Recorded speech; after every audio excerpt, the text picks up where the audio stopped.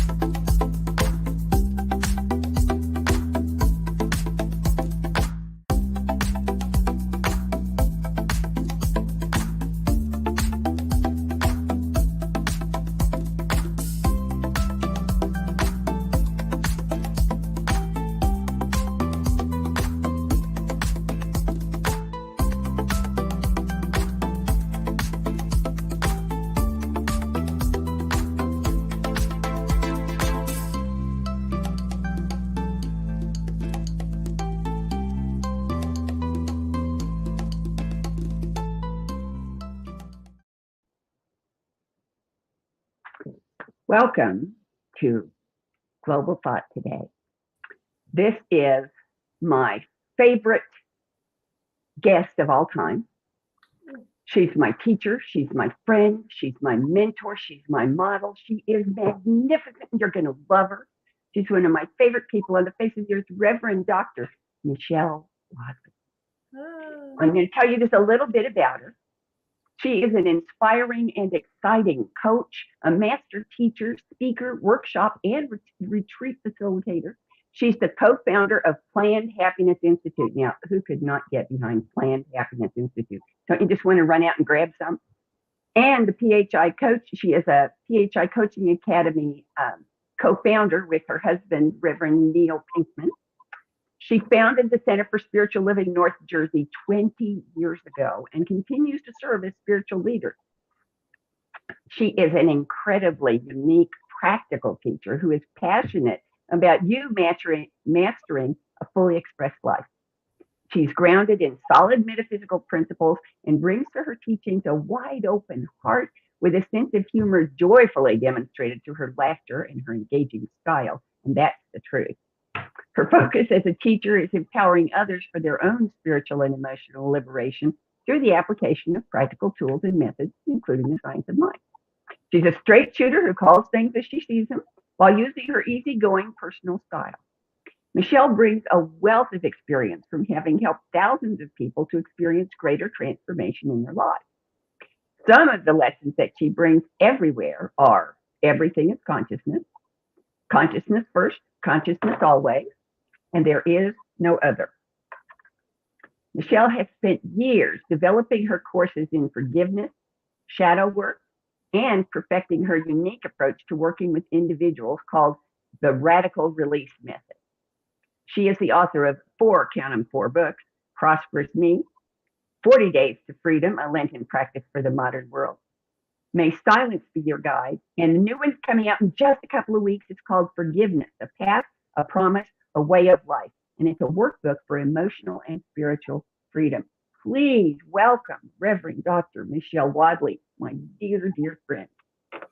Oh, thank you. Good morning or good afternoon. Well, good morning some places, good afternoon others. Yeah. Oh, there's an extra D in my name. That's okay. Double D's. Oops. That was loud on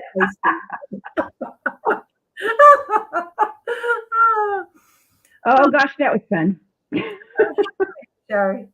So how are you today? Are you having a wonderful day? Is there big news about your son? Because I think that's exciting. Oh yes, I have my third son is just got engaged. So for the next 2 years, because they're not getting married till 2024, the next 2 years are going to be filled with conversations around wedding planning. And since I'm the groom's mother, I don't have much to do, but I'll be a good support and help them where when invited to. But they're a lovely family he's marrying into.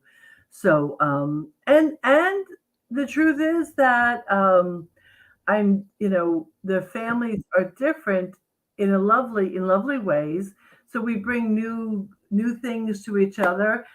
And as far as I'm concerned, when you're somebody who moves in the world in the terms of spirituality, metaphysics, and being conscious, that wherever you go, you're creating and teaching by modeling and by example, right? So, I get to be that everywhere, and now I get to be that in a whole new family, which is, just lovely. I'm looking Well, forward to the whole thing. I think being the mother of the groom is having your cake and eating it too. You get all the fun and you don't have to do all the work. This is true, and since I've only had 3 sons, that I've had that a number of times now. So it's Yeah. You lucked out seriously. So you are, I guess, what I would call a twofer minister, because you are the spiritual leader of a center. a what? But Wait, you a what minister? twofer, like a two for the price of one. Okay, I thought you said cheaper. Because you also have, no. Because you also have a focused ministry. Yep. And I Planned Happiness Institute. I mean, if I didn't know anything about it, I would fall in love with it just for the name. So tell me, first of all, what drew you to develop a focused ministry when you already had a whole center that you were running for all these years, and writing books and raising kids and being a mother of the groom? Oh, wow. Well, it's funny because I guess I was thinking about coming on here the other night as I was going to sleep, and I was thinking about the term Planned Happiness Institute. See, the Planned Happiness Institute was the organization and the spiritual organization that I grew up in. That was where I received my initial influence into metaphysics, hypnosis, spirituality, healing, wholeness, and consciousness. My spiritual teacher, her name was, I say was because she passed many years ago now, Reverend Dr. Rita Sperling. And the thing I love to tell people is that she was ordained by the Reverend Dr. Irvin Seal. And not everybody knows who Irvin Seal was, but he was a classic metaphysician. He was part of the Church of Truth, and his initial claim to fame was that he translated the first Quimby manuscripts. So he was deep into that stuff. And he wrote one of the most beautiful translations of the Lord's Prayer, which was his thesis and how he got his doctorate. So my roots in metaphysics are deep. It's the only thing I've known. The reason why we opened Planned Happiness Institute was because it gave me the freedom to do some things that didn't quite fit into the world of centers for spiritual living, and because it's kind of my retirement plan, that once I step out of the pulpit, because we have to have that, we have to be ready for that, I need to know what I'm moving into. And for me,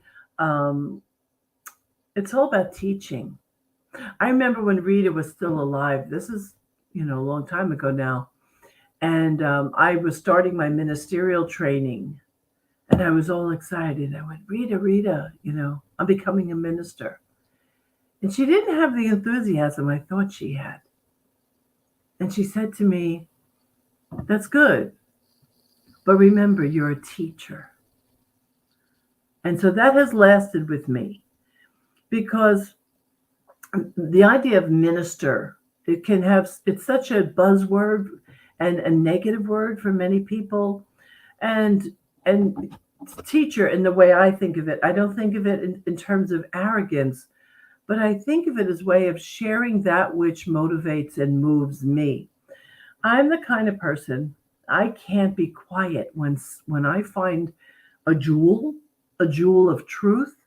If I find a vitamin where suddenly I feel 20 years younger, I'm going to make sure everybody knows about that vitamin. So for me, teaching is about sharing my motivation and my inspiration. So it's no way do I think I have wisdom that someone doesn't. No way. And if I can, because I was thinking about your show and coming on here, and I was thinking about Planned Happiness Institute, and I'd like to speak to that for just a moment, if I can. If we in the metaphysical world, in the spiritual world, and the centers for spiritual living and unity, we are a larger, oh God, I wish one day we just all be the same family. We are a collection of people that believe we were born perfect. The issue becomes where we have the unconscious and some conscious influences that kind of make us sometimes forget who we are. But the Planned Happiness Institute is a reminder that you were born with that perfection. So all of my classes, my courses, my coaching is simply a reminder, a help for you to remember who you are, for you to remember your wisdom, for you to remember your divine perfection. There's nothing new out there, folks. There's no new method or technology. There is simply remembering. And so the Planned Happiness Institute is built on helping individuals who participate, who cross our path, to remember their divine and intelligent perfection. That's really what that's about. So that can take me into my years, while the Centers for Spiritual Living are something eventually I'll let go of. So that's So you'll retire from the pulpit, but you can't retire from teaching. I don't think so. I mean, even I don't see that ever happening. Lessening, doing it differently, like, the new book I wrote about forgiveness. Right now I want to sit home, blog, and write books. That's because my spiritual teacher died with her book in her. She had it written, but she never got it published. And even though I'm not who she was, and I'm not I'm not some of the great authors that are out there, I at least want to say I did it. I want to say that I followed through, and I have. And even the silly little initial book that I created, the sense of accomplishment. So if anyone's listening, dear God, just go for it.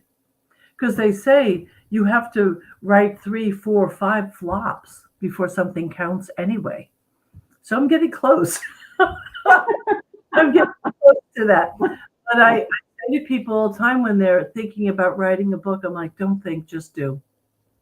Little Yoda-ish, but don't think, just do it. Because that becomes, then that's your legacy. So, and it's funny, you never know who actually picks up the book. And I receive tithes sometimes from people who have been using my prosperity book, which is about to be reworked. If anybody's listening, Prosperous Me is about to become more of a workbook and, just an expanded version. But then people will send me a tithe and they'll say, oh, I've been using your book for years. And I'm like, oh, like people I don't know. And that couldn't happen if I didn't say yes to the inspiration to write. So. Well, that's because the books don't come from you, they come through you. Yeah. And with Kindle now, and, so some of my things are available in Kindle.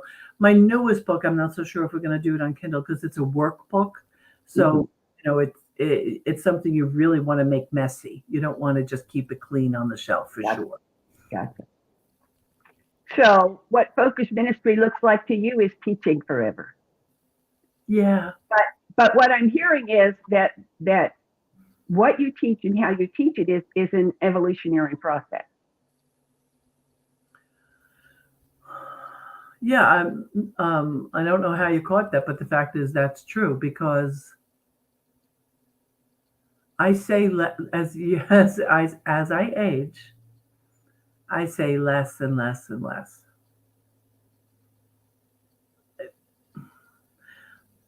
Yeah, But you teach more and more and more.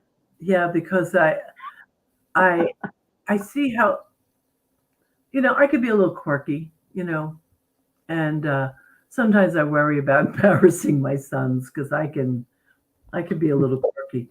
Um, even the toast that I gave to my son and his girlfriend at the engagement party, I know a couple of them went, huh? But right, I say what's on my mind. But my oh my God, finally being willing to let my inspiration or my words or whatever come out has created a space for me to experience greater self-love than I've ever known. And that's what I want it. That's part of what I want my legacy to be. I want my legacy to be me modeling self-love in whatever. Oh, and that's such a wonderful segue to my next question, which is, who does your ministry, your focus ministry, your Planned Happiness Institute ministry, who does that serve? Who's the audience, and how do you reach them? Great question. Well, first of all, I can't say it's for everybody, because that anything that's for everybody seems like it's for nobody. But very, very pointedly, if you, not you specifically, the generic you, if someone is suffering, if relationships are suffering because of broken hearts, because of judgment, because of you think someone's out to get you, very specifically, especially the forgiveness work will help those individuals. People who are not experiencing really good health. Forgiveness, folks, and I know we haven't really spoken about the book yet, the forgiveness book, but forgiveness is critical to health. Forgiveness is critical to health. And forgiveness is critical also to prosperity. Because where we choose not to forgive and where we stay anchored in our righteousness, we are tethered to our pain. And wherever we're tethered to pain and tethered to broken relationships and tethered through judgment, we are weighed down, and we're not able to fully embrace who we are. So it's for individuals who are, and I don't really like this because this is not a healthy metaphysical term, but it says it. It's for people who are sick and tired of being sick and tired.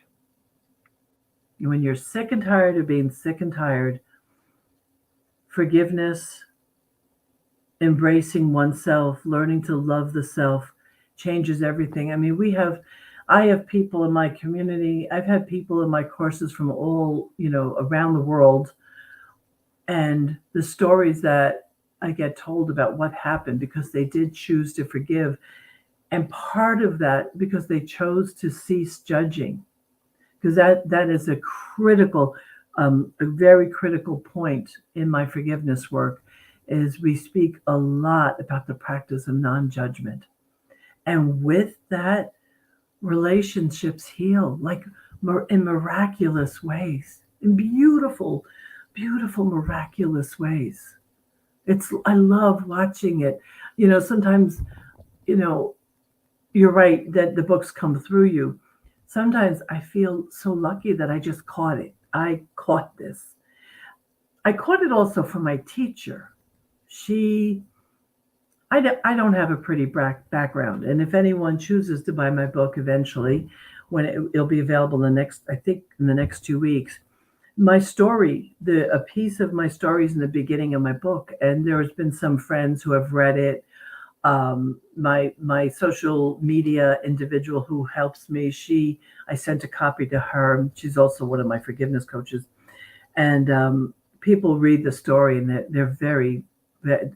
they've called me, because of the people that I know, quite upset. It's been hard. It's hard. It's hard. It's not a pretty background, but it's that background that qualifies me. My pain qualifies me. Right? So what you're telling us is that you took all the manure in your background and turned it into fertilizer. Yep. Or into lotus flowers, which is what's on the cover of my page. Yeah. And my tattoos are lotus flowers because, yeah, you have to be willing to. It's about integrating, transcending. Integrating, transcending. It's not about denying or pushing away or calling it bad. It's about taking what is, integrating it, and then transcending it.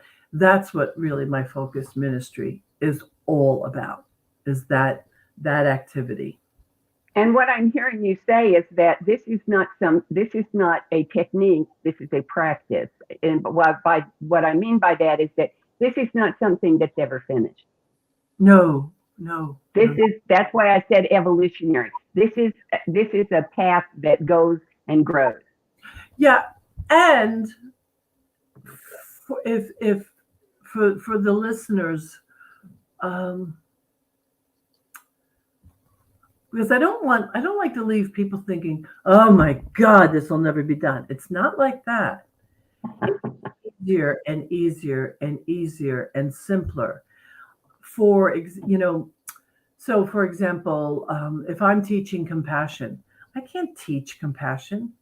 I have to be compassion, because if I'm just teaching it, then, and I've seen this, and I used to, I've trained many practitioners in my lifetime, although it's been a number of years, and I, the thing about it is becoming the lesson, because if we learn something new, so let's say you teach me a lesson in compassion.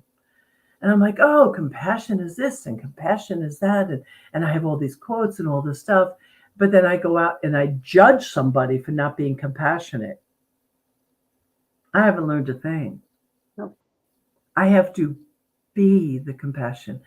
And so in my teaching and in my coaching, I'm constantly encouraging the integration so that, and the practice of non-judgment, I'm going to go back to that, because if I cease judging, then I don't create a reason to have to forgive. They're tied together. Every time I just accept somebody as they are, I free them. I free them so they could be who they are, and I free myself to be who I want to be. And so our world gets lighter. So it's evolutionary, but it's in a lighter way, where it's the spiral dynamics of life. It's spiraling upwards, integration, transcendence, integration and transcendence. And really that's what it becomes all about. So planned happiness is directing your own becoming. Okay.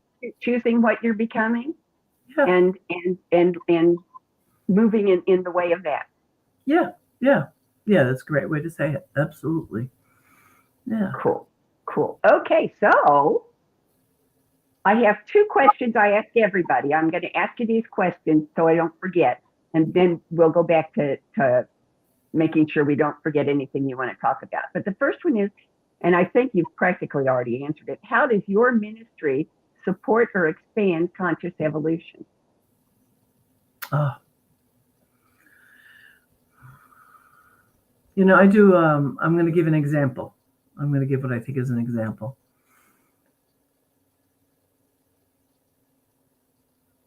Sorry, the pause is me trying not to get emotional because I don't really want to. Emotion is allowed.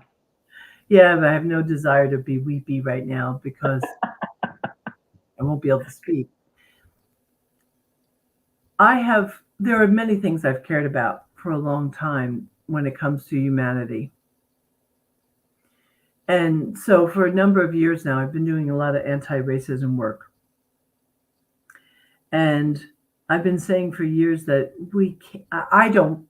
my opinion, I do not believe we can legislate our way to equality, diversity, inclusion. I don't see that we can legislate our way there. Although legislation is required and does hold the world to a standard, that's necessary, absolutely.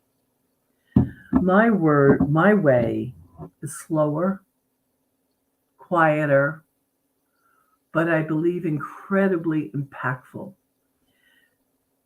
I don't mean my way like I'm the only one either, please. I'm not trying to say that.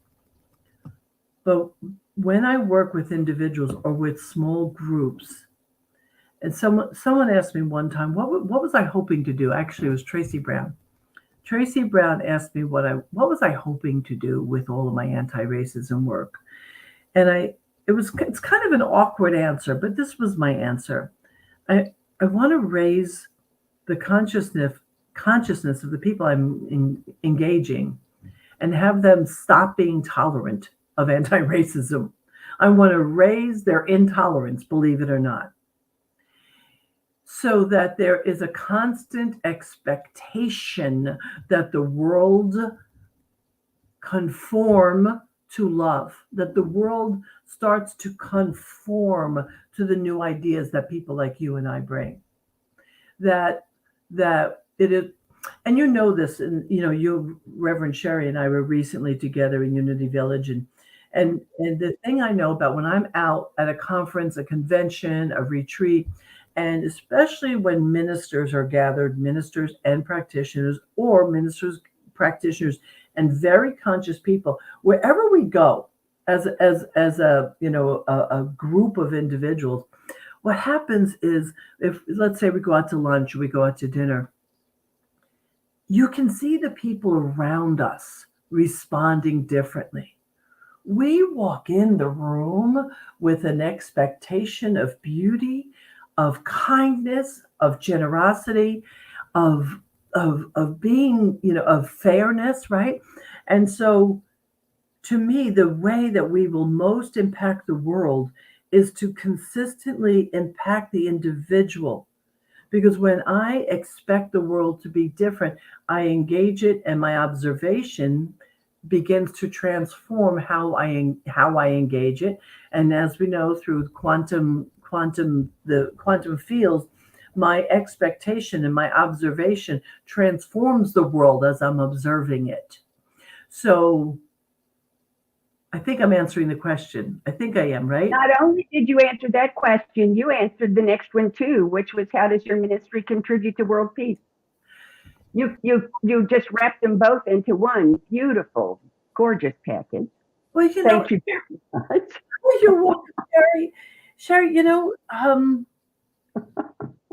a long time ago, I heard people talking a lot about, what do we have to do to fix things? We don't have to fix things. We have to heal. Because the purer I am, the purer I engage my husband, my sons, the women in their lives, my grandchildren, and they will know the presence of God through me, through how I walk in a room. They will, and each one of us, that when we walk arm in arm in this consciousness and in this behavior, we do begin to see the world around us kind of change, even if we're not actively teaching. If you are being consciousness strongly enough with a really committed essence, you change what's around you. Not every time, not all the time, but you do. Wow. Okay, and I have one more question, because you gave it to me. Okay. You have something new and exciting happening in November, and November is next week, so tell us about it. Oh, yes. Well, because in addition to believing in the healing and all of that, I'm also a great believer in a spiritual practice. I think a life without spiritual practice is a life kind of where people are meandering. And so for the whole month of November, we are in my community, but everyone is welcome. Everyone is welcome. We are inviting people to participate in what I'm calling gratitude pods. So it's have a slide or something for this, I think. There you go. Thank you, Robert. So this gratitude pod, when you register, You'll be put together, although you can register with other people, but every person does have to register together. So I'll be with a group of only 4 people. They're only groups of 4 people. And the point is to have weekly contact with that small group so that you can practice gratitude by reminding each other of what you're grateful for and having spiritual practice around it. It's free. We'll accept donations, of course, because we are a nonprofit. But the point is to promote, and this year I'm linking. I love this book, Thank and Grow Rich. This is just a recommendation. We're not selling the book, but to link gratitude with prosperity. In addition to forgiveness, if you want to raise your prosperity, gratitude is quite necessary. So yeah, I'm very excited about this whole gratitude pods, and I hope you sign up and join us and everybody on the New Thought, and it can be a groups from anywhere. And the purpose of the small groups, just so you know, the purpose of the small groups is to keep it intimate. The world is missing a little bit of intimacy right now with all that's been going on, and so the gathering can be through Zoom, through phone call, conference call, email. Although email is never going to really do it because there is some prayer, some meditation and prayer suggested as part of the pods. So I'm really looking forward to that. This is the first year we're doing this in this way, and I'm really looking forward. It sounds like the beginning of a wonderful tradition. I love the idea. I love it. So, last question. Is there anything at all you'd like to talk about that I haven't asked?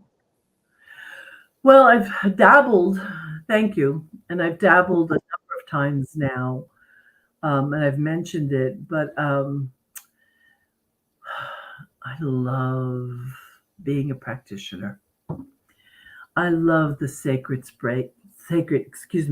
space of praying, treating with someone.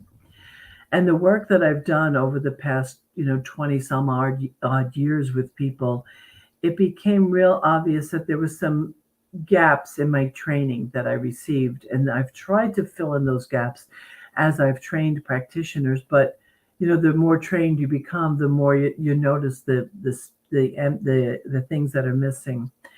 And so a number of years ago, what I realized is that individuals struggle to transform because they're attached to their anger and their upset.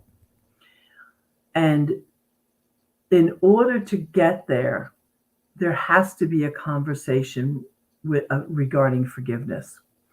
And so I started to really pay attention to that, and then decided to create a little course around it, Well, the little course that was simple, that was, I think, an hour long for 4 weeks, turned into 5 weeks, which turned into 6 weeks, which turned into 2-hour classes. So the 4-hour class is now a 12-hour class.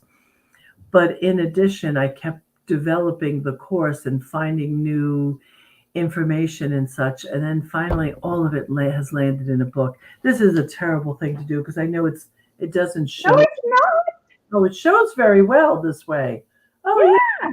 The StreamYard works better than Facebook. This is the cover of the book. It'll be out in just a couple of weeks. And this book is for metaphysicians and spiritual individuals that are sick and tired of being sick and tired. And it walks you gently through the practices of forgiveness. And however, the initial story, I want to give a little disclaimer here, because people who have read the book, because some individuals had their eyes on, have been quite shocked about the initial story. I think I said this, I don't know if I said this during this hour or earlier when we were chatting, but it's the story that qualifies me, but it's a little hard to read. I even say in the book, if it's too hard, don't read that part, skip it and come back to it later on. But a heart filled with forgiveness is a good heart. it's a good heart. And sometimes we don't realize how we hold on to righteous indignation. And that righteous indignation gets in our way. It really gets in our way. So that's my, my newest love, my passion, is Forgiveness, the Path, the Promise, a Way of Life. It will be out very soon. And I know that I'll be back here. Reverend Robert's going to have me back, and we'll do something. But a Radical Release, by the way, Radical Forgiveness was the book I always recommended till I read my. Great book. It's a great book, and until I wrote my own, and now I just I really believe in the work that I've done and what I've brought together. So, I encourage you to keep an eye out for it. It will be all over Facebook, I'm sure. And so that's exciting. And the moment I signed off for them to print it, and I have a staff minister who's also a friend and a publisher, I said to him, I feel so naked.